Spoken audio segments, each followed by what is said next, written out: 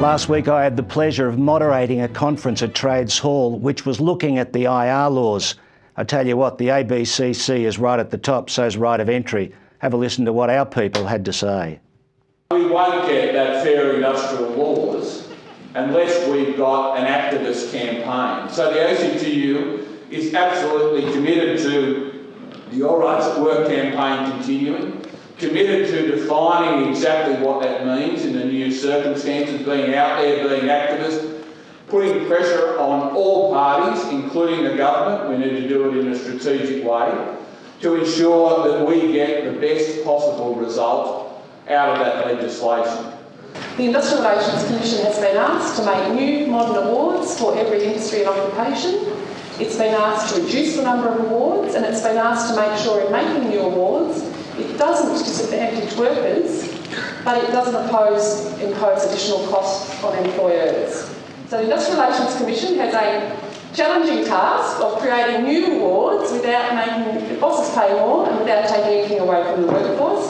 And unions are peddling really hard now, trying to work out how that might work in their own industries. It deals with the creation of these new individual transitional employment agreements. Now, as I said before, we didn't think that there was any need for these things, and we thought that for AWAs, particularly for workers who are on AWAs that have stripped away penalty rates and overtime and those types of things, they should have had the capacity to get off them immediately. They should have had the capacity to terminate those agreements and go back to the award or the collective agreement applying at their workplace. Labor didn't agree with that, and what they've done instead is put in place these ITEAs, which are not something that we supported. Having said that, there is no doubt that the regime for individual statutory agreements over the next 2 years is much better than what we've had. So there can be no new AWAs. When an AWA expires, workers can go back onto the collective agreement that applies at their workplace if there is one, which wasn't the case before, and they can also vote on whether a new collective agreement is made. These ITAs are only available in very limited circumstances, and they can't disadvantage the worker against either the award or, if there is a collective agreement, the collective agreement. So you can't use them to bargain workers down, and that's a significant change on where we were with AWAs. Getting rid of AWAs and all of those things is terrific, and we do support that, of course we do. The ETU would support the campaign going on at the ACTU, but to campaign around the things that matter, not the things the ALP may deliver. And I think we have to wake up. I think the ACTU has to wake up. That the relationship days of the Kelties and the Keatings and the Hawks, when we're an intricate part of what they do, are bloody gone.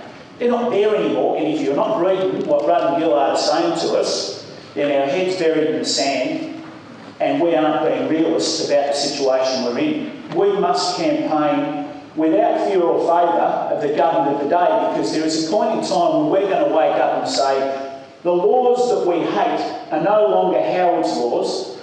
You can't hide behind them being Howard's laws, they're Rudd and Gillard's laws. We need to be working to grow unions, give unions power. What we're about is an activist organising agenda based upon fair industrial laws. And so therefore we need to bring those two parts together. The Your Rights at Work campaign, the election victory, I think, is a platform. We showed in the election and prior to that we were prepared to stand up for all Australian workers. We had a meeting last week of unions in New South Wales. All the secretaries got together, and Jeff Lawrence came to talk to us. And you'd be surprised to find that all of the unions jacked up and had a bit of a go at him. I was sitting next to someone from the MUA, and he was saying to me, we just moved the world. You know, we unseated a Prime Minister.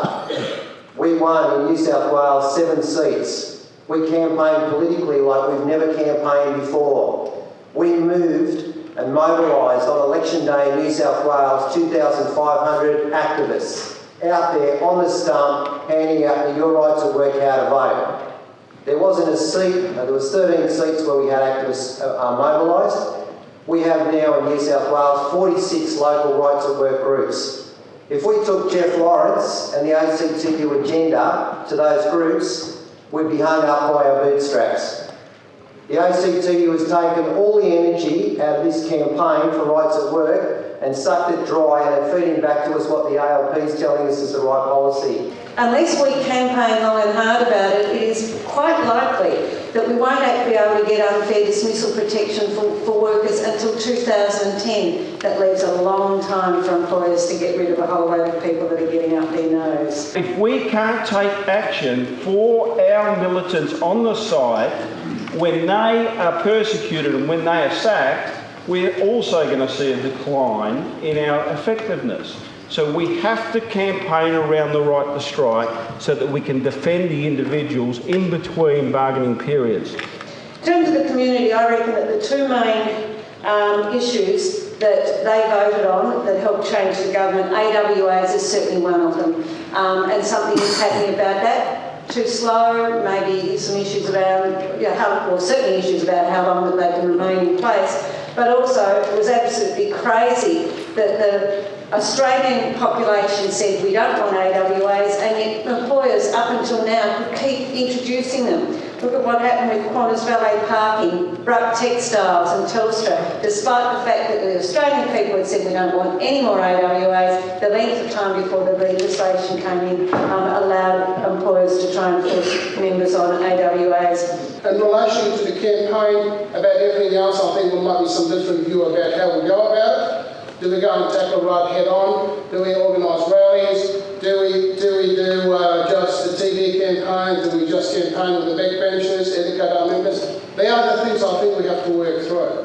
And there's two views. There's a view which said, which I'll subscribe to, is I think if we go and put right in the corner, put the ABCC in the cut aside for a second, about everything else, I think the best way is to actually maintain the pressure internally, whether amongst our membership, the unions, the ACTU, backbenchers, and Ruddy himself, and maybe some other campaign, but I don't think we should go and put it in the corner, because the first thing I would say is, I would love to see is, I'm tough, I can stand up to the union movement.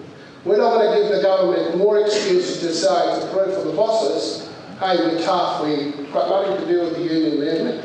As far as finance and putting finance into the ALP, into the government and stuff, I don't think we have to worry too much about that, because my understanding now, or the government looking at abolishing political donations anyway, so I don't know what that money, which is probably not a bad thing. We can actually spend that on industrial campaign. Through dialogues like this, right through our movement over the next few months, we're absolutely determined to ensure that we've got that activist base, that campaigning together will get rights at work, we'll get a fair system, and we'll also grow unions, and then we'll get power in our industry.